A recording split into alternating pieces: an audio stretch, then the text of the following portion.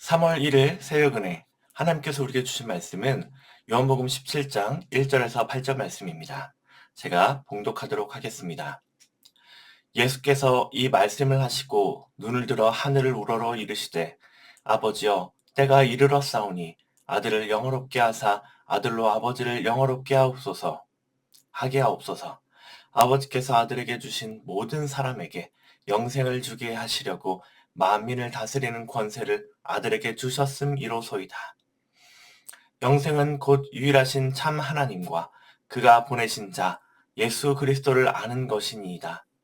아버지께서 내게 하라고 주신 일을 내가 이루어 아버지를 이 세상에서 영화롭게 하였사오니 아버지여 창세전에 내가 아버지와 함께 가졌던 영화로서 지금도 아버지와 함께 나를 영화롭게 하옵소서.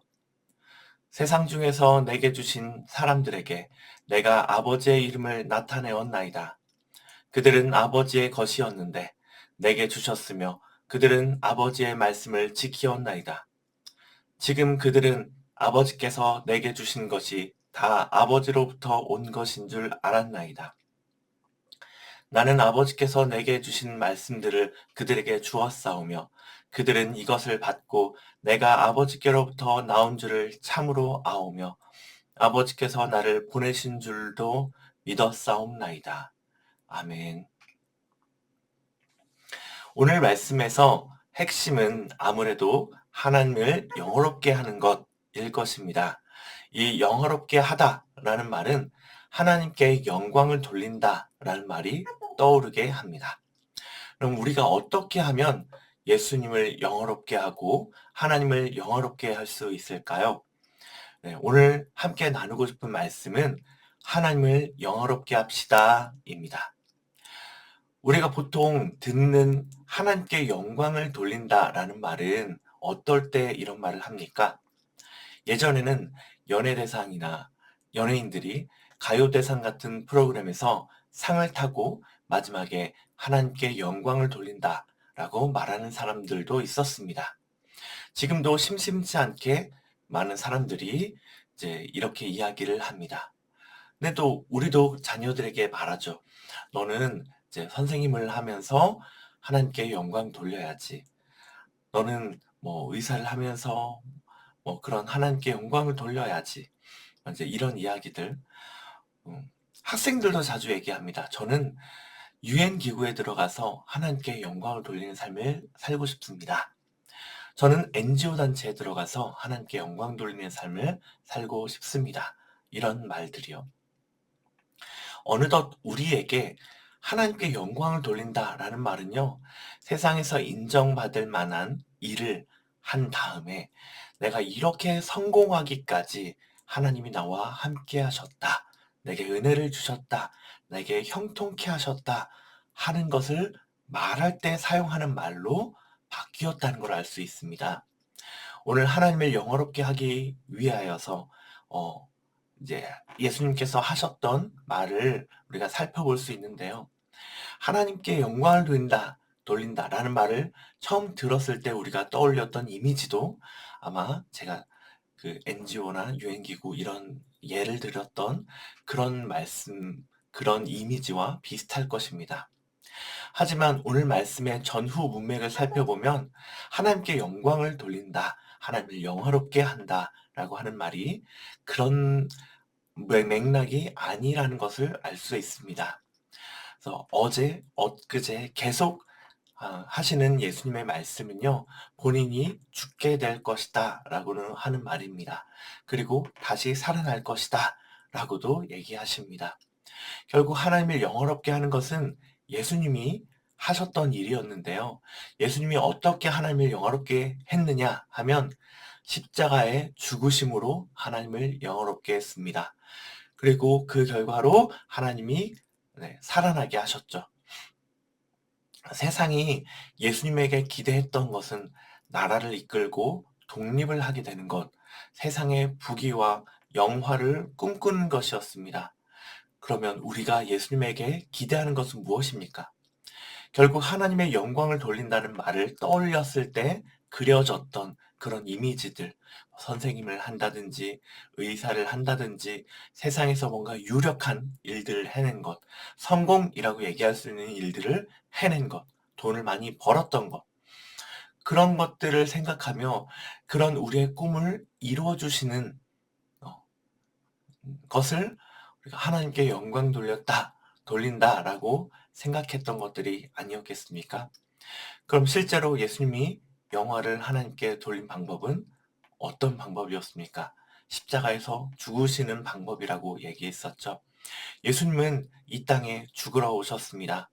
그래서 죽으면 하나님께 영광이 그리고 영화가 되는 것입니다.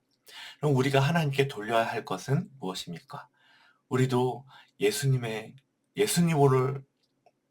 인해서 예수님처럼 우리가 죽는 것입니다. 우리의 자아가 예수님으로 인해서 죽게 되고 하나님으로 인해서 죽게 되고 예수님이 우리에게 가르쳐 주셨던 것처럼 서로 사랑하며 살아가는 것이 하나님께 영광 돌리는 것이 아니겠습니까?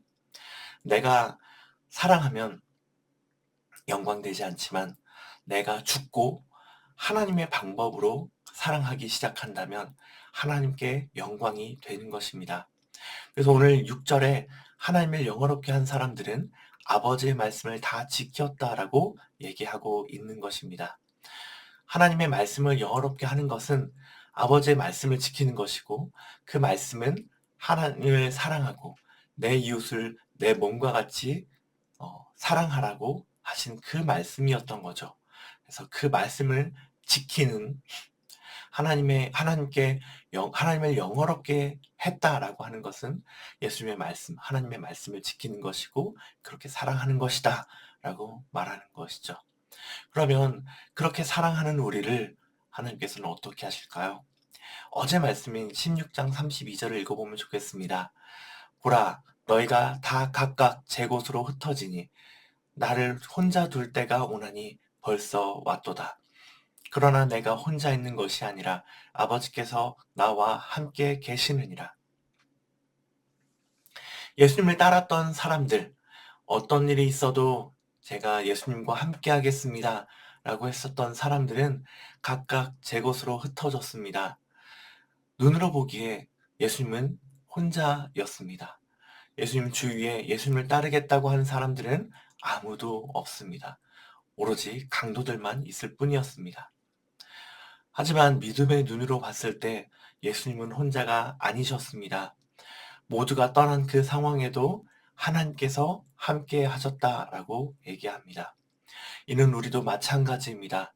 우리가 꿈꾸고 살아가는 방향 속에서 내가 죽고 우리의 자아가 죽고 하나님의 방법으로 살아가기로 결단할 때 우리의 삶은 누가 도와주지 않고 정말 허허 벌판에 혼자 있는 것처럼 외로울 수 하지만 우리가 그런 상황에서도 하나님의 방법으로 하나님을 사랑하고 내 이웃을 사랑하기로 결단하며 그렇게 살아간다면 그렇게 우리의 삶이 하나님 앞에 영화롭게 드려진다면 하나님은 예수님을 혼자 두지 않으셨듯이 우리를 혼자 두지 않으실 겁니다.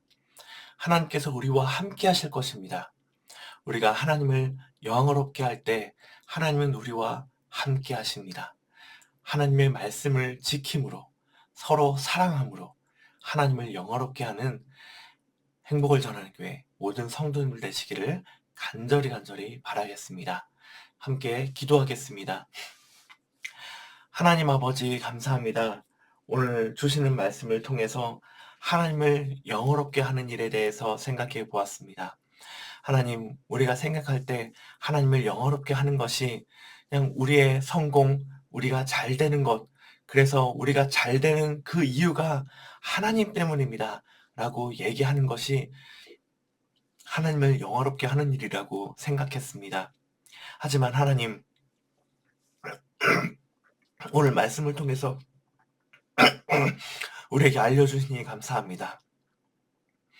하나님께서 알려주신 대로 하나님을 영화롭게 하는 방법은 우리가 죽는 것임을 알게 하시니 감사합니다.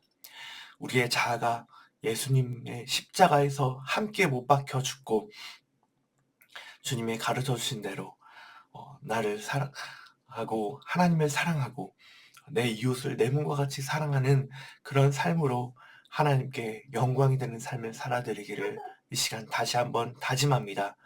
우리의 삶 가운데, 우리의 외로운 삶 가운데 우리를 혼자 두지 않으시고 우리와 함께 하시는 그 주님을 기억하며 살아계신 우리 주 예수 그리스도의 이름으로 기도합니다. 아멘.